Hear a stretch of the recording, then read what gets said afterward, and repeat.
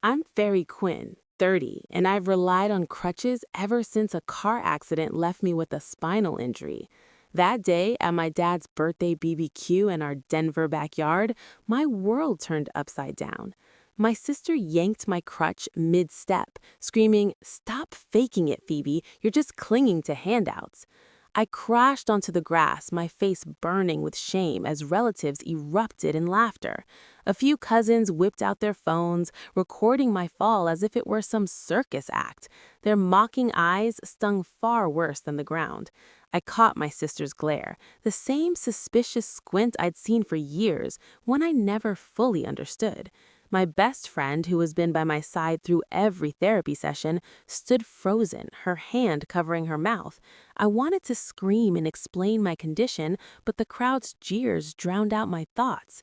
The sting of betrayal hit hard, not just from my sister, but from everyone who laughed along.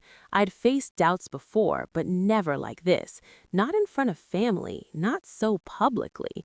What hurt most was knowing someone was watching who already knew the truth. And soon, 6 words would flip this nightmare on its head, leaving everyone speechless. Have you ever been betrayed by family? Felt their judgment cut deeper than words? Drop a comment and share your story. I'd love to hear how you faced those moments. Stick around because what happened next changed everything. The backyard buzzed with laughter and smoky grills. Kids darted between picnic tables, their squeals mingling with the sizzle of burgers. My sister stood in the center of the lawn, her voice slicing through the chatter like a knife. "Phoebe's faking her disability to mooch off mom and dad's money," she declared, pointing at me. "I'm the one stuck caring for them while she plays the victim." Her words hit like a slap. Heads turned, relatives murmuring. My aunt raised her phone, recording every second, her smirk barely hidden. My cousin Joanna, always quick to follow my sister's lead, let out a sharp laugh, egging her on. Another cousin, Andrew, chimed in. "I saw her walking at the clinic, no crutches, just holding the wall." My stomach twisted. Andrew had glimpsed me during a therapy session, struggling to balance for a few seconds, not walking. I opened my mouth to explain, my voice shaky. "That was physical therapy after my car accident 2 years ago. I can't walk without help." But my aunt cut me off, her tone dripping with scorn. "Don't lie to us, Phoebe." The crowd's eyes bored at me, some nodding, others whispering. I felt like a specimen under a microscope, every move judged. Mom stood near the drink table, her gaze fixed on the ground, as if avoiding me would protect the family's reputation. Dad, flipping burgers at the grill, didn't even look up, too busy pouring beer for a neighbor. Their silence stung more than the accusations. My best friend beside me squeezed my hand, her phone subtly angled to capture the scene. I tried to steady my breathing, but the weight of their distrust pressed down, isolating me in a sea of familiar faces. My sister paced, her voice louder now, recounting how my medical bills drained our parents' savings. "She's been milking this for years," she spat, gesturing wildly. Joanna clapped as if it were a performance, while my aunt's camera stayed trained on me. I wanted to scream, to see them the truth, but my words felt trapped. Andrew doubled down. I swear she looked fine at the clinic. His certainty fueled the crowd's murmurs, and I caught a few relatives shaking their heads, skepticism growing. I leaned on my remaining crutch, knuckles white. "The accident crushed my spine," I said louder this time. "Therapy is the only reason I can stand at all." But my plea fell flat. My sister claimed I'd been scheming since the accident, insisting I'd chosen crutches to guilt our parents. Her words painted me as a con artist, not a daughter fighting to reclaim her life. Joanna's laughter rang out again, and Andrew nodded, repeating his story about the clinic. My aunt's phone never wavered, capturing my every flinch. I felt the crowd closing in, their judgment suffocating. I scanned the faces around me, searching for one ally, one person who believed me. Mom avoided my eyes, her need to keep the peace outweighing her role as my protector. Dad tossed another burger on the grill, his back to me. My friend whispered, "We'll fix this," her voice steady despite the chaos. I clung to her words, but the isolation was overwhelming, like being stranded in a room full of strangers. My sister's voice rose to a crescendo, demanding I admit to faking it. Her accusations echoed across the yard, drawing more eyes. I opened my mouth, ready to fight back, when a shadow moved at the edge of the crowd. Someone had been listening, someone who knew the truth. A calm presence stepped forward, ready to change everything. A voice cut through the crowd, calm but firm. Dr. Stephen Brooks, my dad's longtime friend and my physical therapist, stepped forward, his presence commanding silence. He placed a hand on my sister's shoulder, his eyes steady. "She's not faking. I can prove it." He said his 6 words, slicing through the tension. The backyard, moments ago a cacophony of accusations, felt eerily quiet. Relatives froze, their faces a mix of shock and uncertainty. My aunt lowered her phone, her smirk gone. My cousin Joanna pressed a hand to her mouth, her earlier laughter silenced. Dr. Brooks pulled out his phone, his movements deliberate. "I record my patients' sessions to track progress," he explained, his voice even. "This is from Tuesday." He tapped the screen and a video played, showing me in his clinic struggling to shuffle with my crutches. My legs trembled, sweat beaded on my forehead, and each step was a battle. The crowd leaned in, eyes glued to the footage. The truth was undeniable. I wasn't pretending. Dr. Brooks glanced at the group. "If anyone doubts this, I'll provide her medical records." My sister's face paled, her bravado crumbling. "I was just trying to protect our family," she stammered, her voice barely audible. Her excuse rang hollow, and no one responded.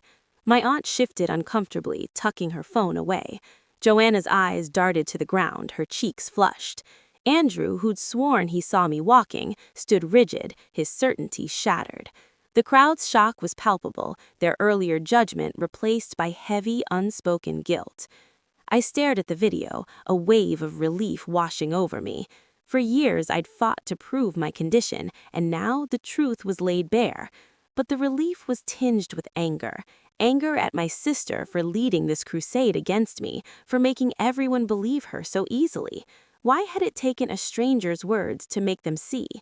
My best friend squeezed my hand, her grip fierce. "We'll fix this," her voice whispered, low but resolute. I nodded, jaw tight, the fire in my chest growing.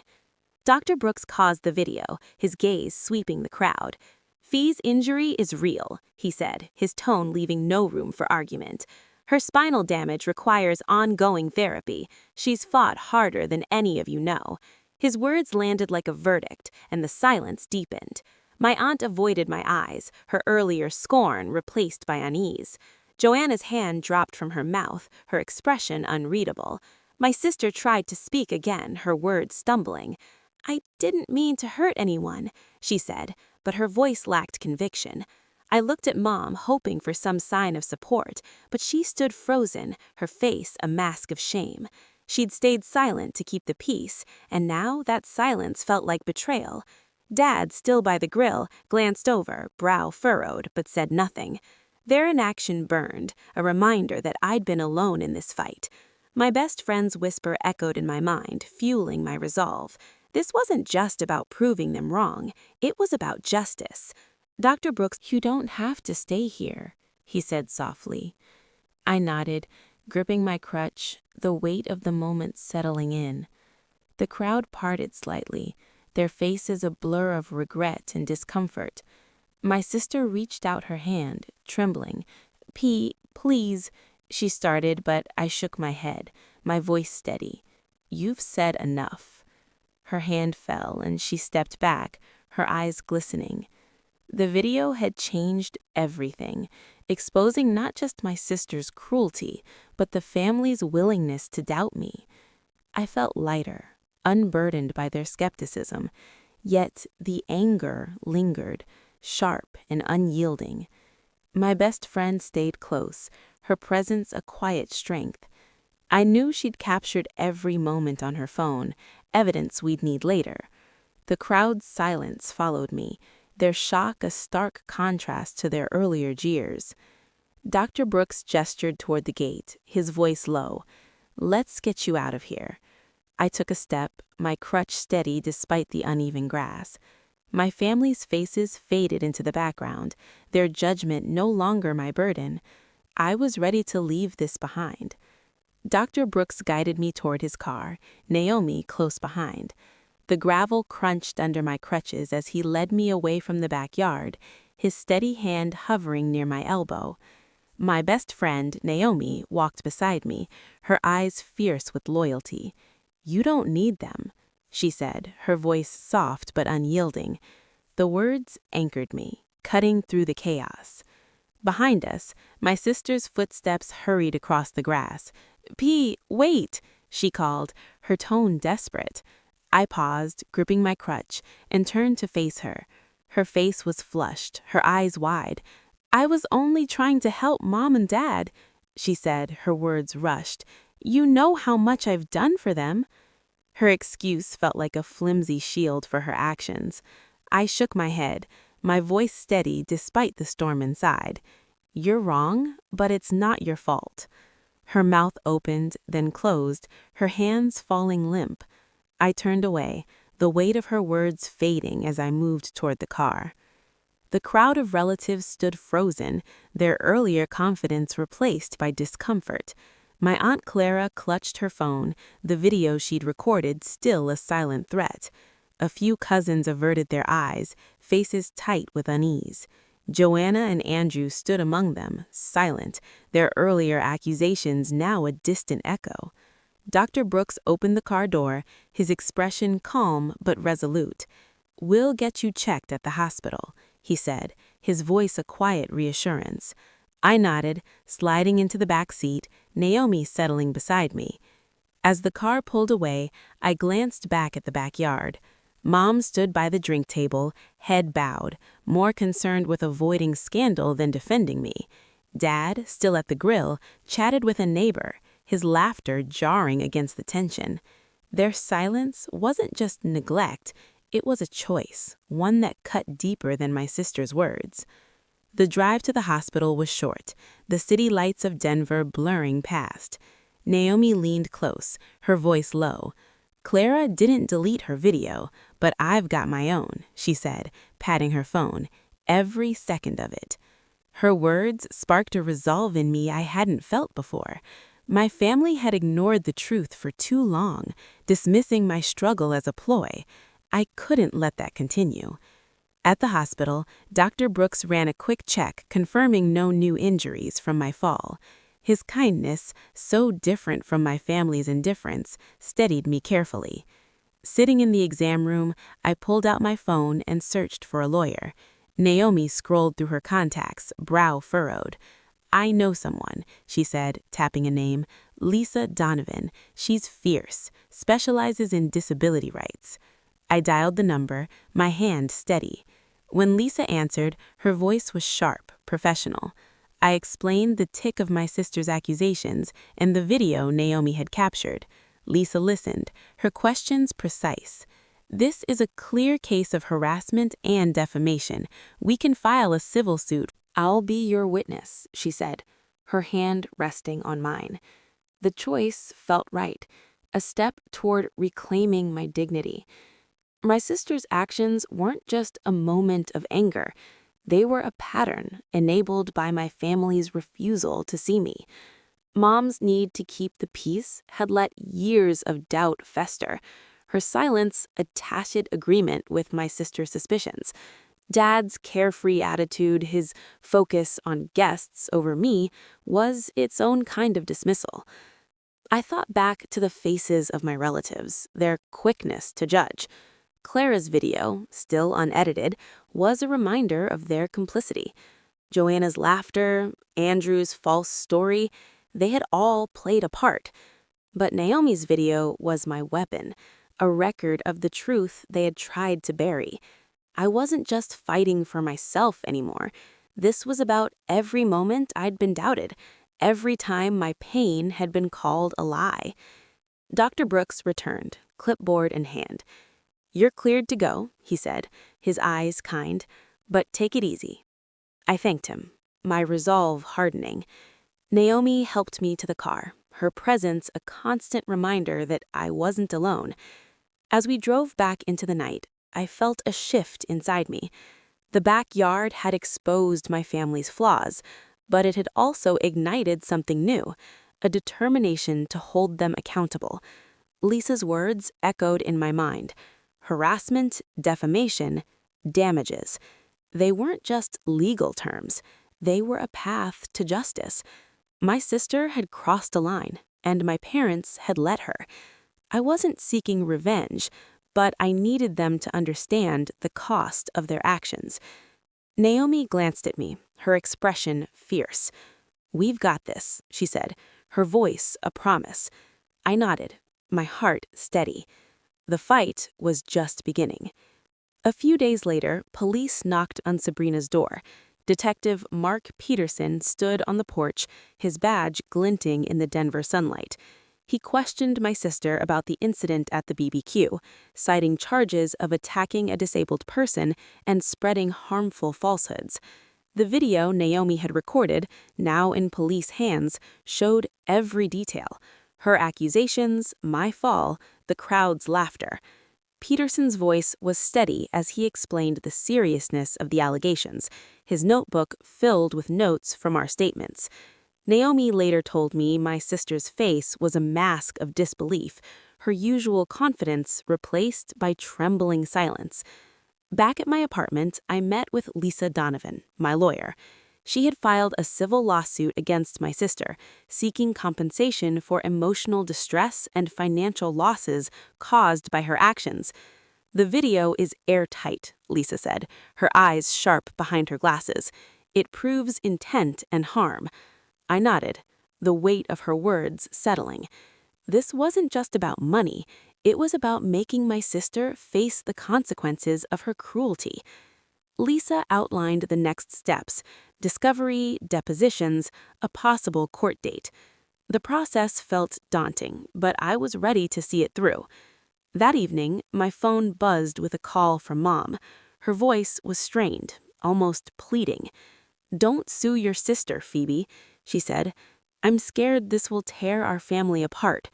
Her words stung, a reminder of all the times she'd stayed quiet, letting my sister's doubts fester to avoid conflict. I took a deep breath, my voice firm.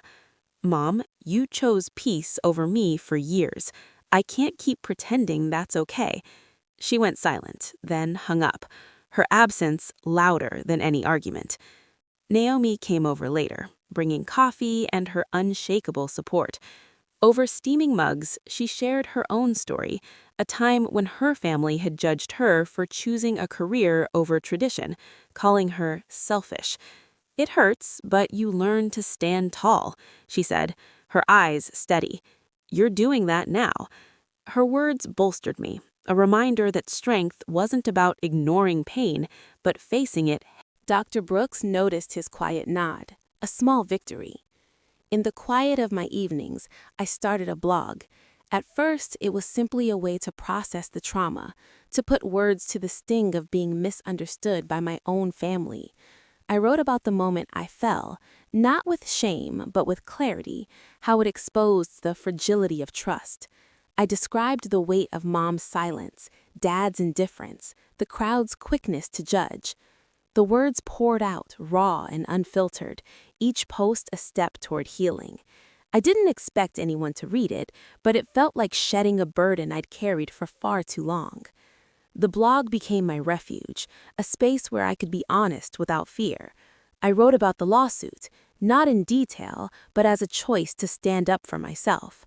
I shared the exhaustion of therapy, the small triumphs of progress, the ache of family ties fraying. Each entry felt like a stitch mending the parts of me that had been torn. Naomi read my posts, her comments full of encouragement. "You're turning pain into power," she wrote, and I clung to that idea, letting it guide me. My sister's investigation continued, Peterson calling me with updates. He'd interviewed witnesses from the BBQ, their accounts aligning with Naomi's video. Lisa prepared documents, her confidence a steady anchor. I kept my focus on therapy and writing the blog, growing it into a ritual of release. My family's messages, Clara's, Andrew's, even Mom's, faded into the background. Their words, too little, too late. I wasn't angry anymore, not like before. Instead, I felt a quiet strength, a certainty that I was on the right path. The lawsuit wasn't just about my sister. It was about every time I'd been dismissed, every doubt I'd had to disprove.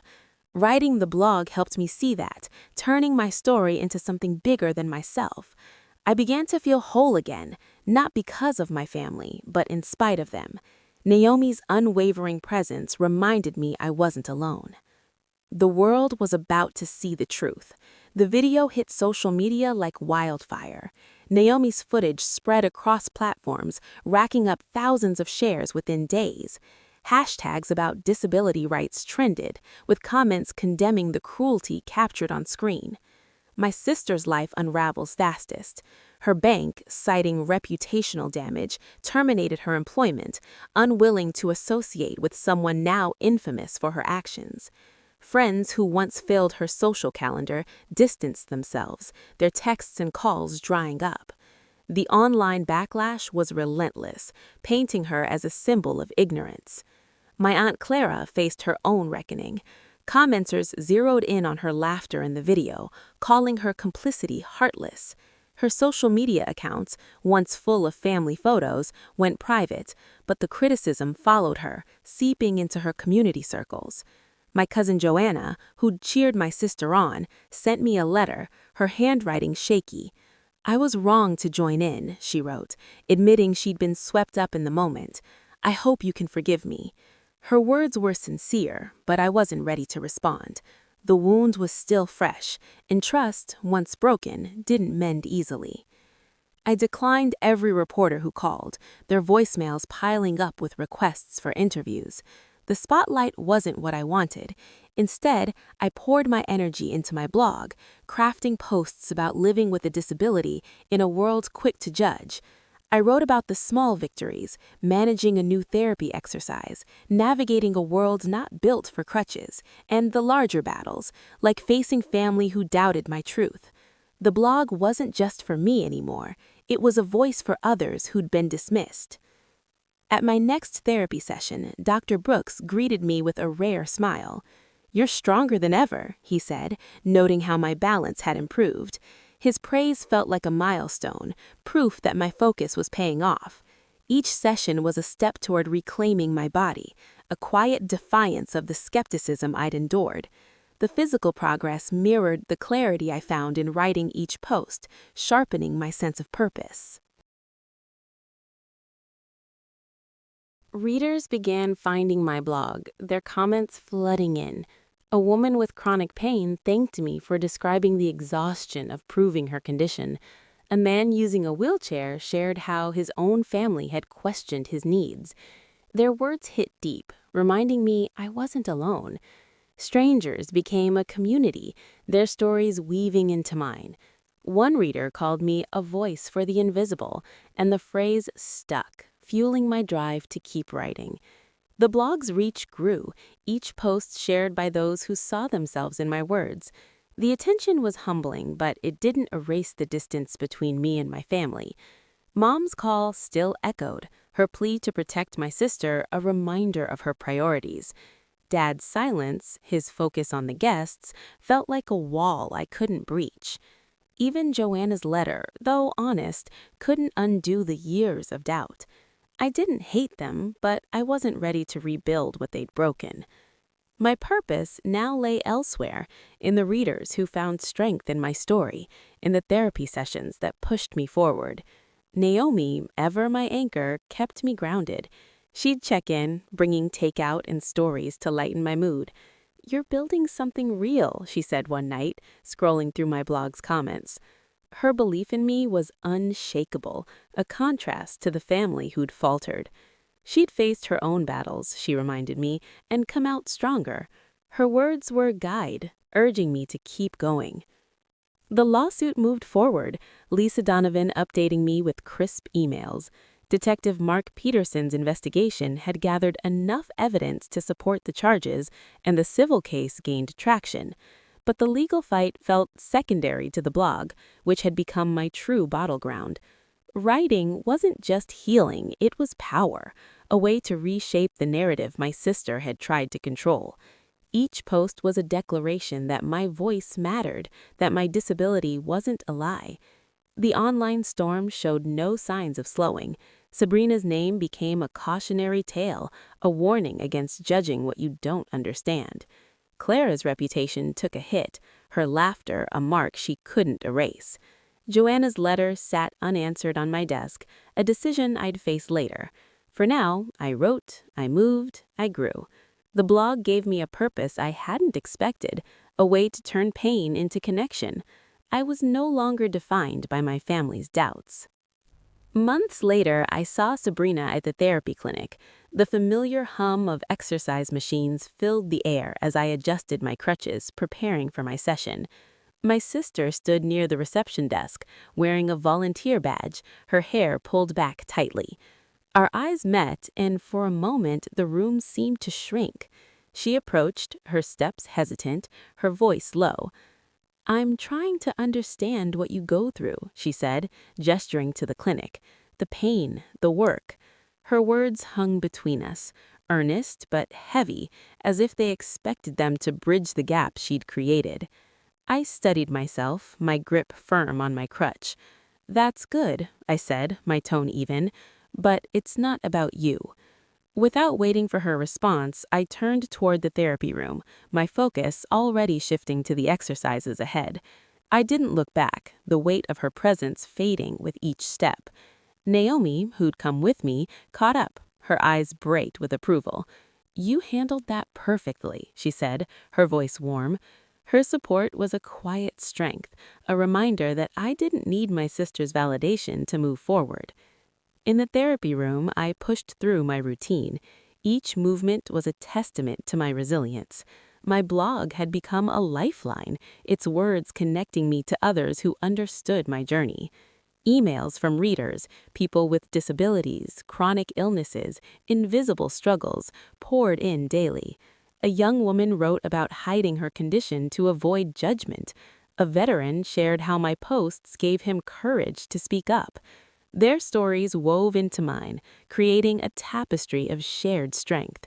I was no longer alone, not in the way I'd once been, surrounded by family, yet unseen. Back at my apartment, I found a text from Mom. "How's your health, sweetheart?"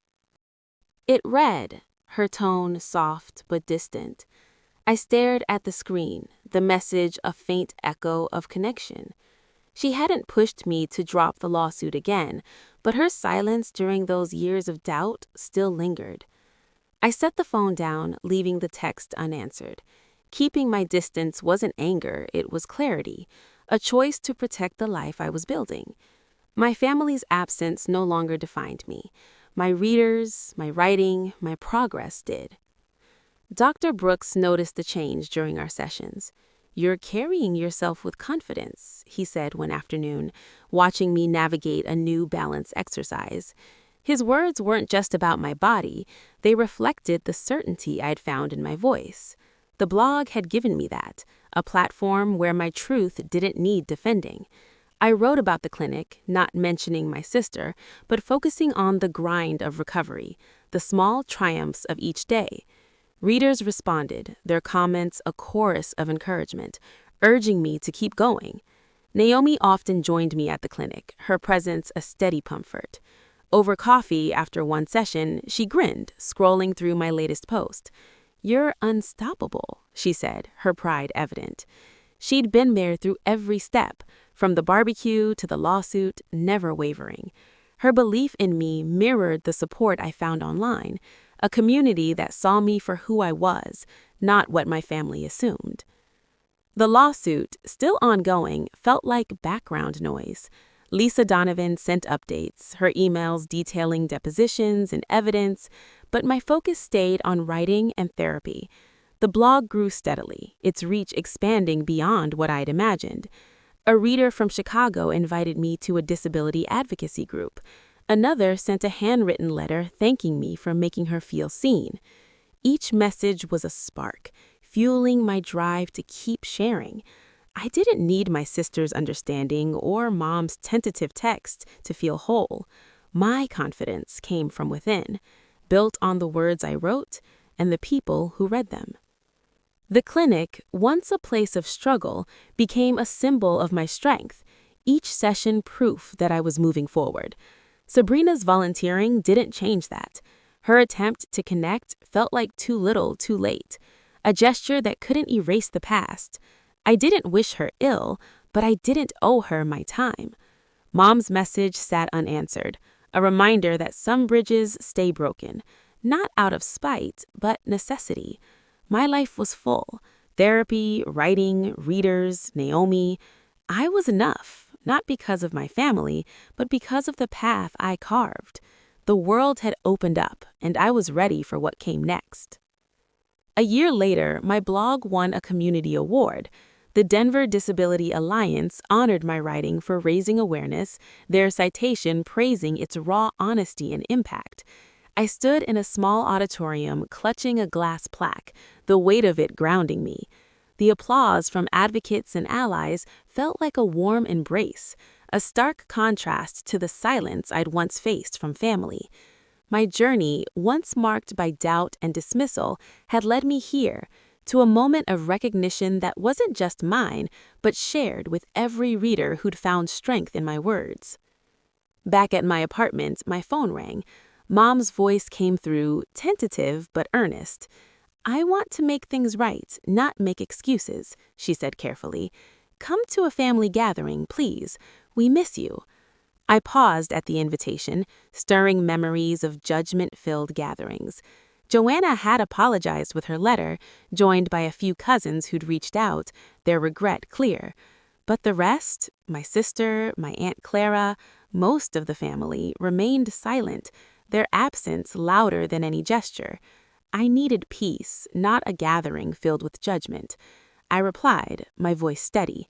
Mom didn't argue. Her sigh was heavy before she hung up. I turned back to my laptop, the blog open on the screen. Writing had become my refuge, a space to advocate for disability rights and share the truths others overlooked. I posted about the award, not to boast, but to celebrate the community that had lifted me, readers, advocates, strangers who'd become allies. Their comments flooded in, each one a reminder that my voice mattered. A teenager with cerebral palsy wrote that my posts helped her face her classmates' stares. An older man shared how my words pushed him to demand better accessibility. Their stories fueled my resolve, a fire that burned brighter than any family critique could. The freedom of living authentically was new, exhilarating. I no longer carried the burden of proving myself to those who doubted me. My sister's accusations, once a sharp wound, had faded into a distant ache. Her attempts to understand at the clinic hadn't changed my path, it had only clarified it. Mom's call, Joanna's letter, they were steps, but not enough to pull me back into a world that had dismissed me for so long. I was stronger for it, not because I'd forgiven, but because I'd chosen myself. Physical therapy remained a cornerstone, each session a quiet victory.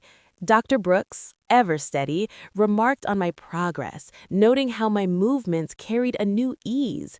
The blog and therapy were intertwined, both spaces where I rebuilt myself, piece by piece. Writing gave me clarity. Therapy gave me strength.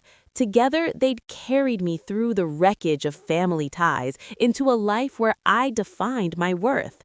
Reflecting on my journey, I saw the cost of those toxic bonds, the barbecue where I fell, the accusations, the silence. They'd been heavy, but they'd also been a catalyst. Cutting those ties hadn't been easy, but it had been necessary. I'd once thought family was everything, that their approval was my anchor. Now I knew better. My strength came from within, from the community I'd found, from the truth I'd claimed. I was free, not because I'd won their acceptance, but because I no longer needed it. The award sat on my shelf, a symbol of what I'd built, but the real victory was the life I lived now, one of purpose, advocacy, and unapologetic truth. I kept writing, each post a step forward, each reader a connection that made the world feel less lonely. Naomi, my constant, celebrated with me, her laughter a reminder of the bonds that mattered. The lawsuit had faded, its outcome less important than the voice I'd found. Looking back, I realized the lesson wasn't just mine. It was for anyone who'd been doubted, dismissed, or forced to prove their worth. Your truth is enough, I wrote in my final post of the year. You don't need to carry the weight of others' skepticism. Find your voice, build your community, and let go of what holds you back. Strength isn't in staying, it's in choosing yourself. That was the heart of my story, not a tale of revenge, but of resilience, of finding freedom in letting go. I closed my laptop, the screen dark, my heart full. The world was mine to shape, and I was ready.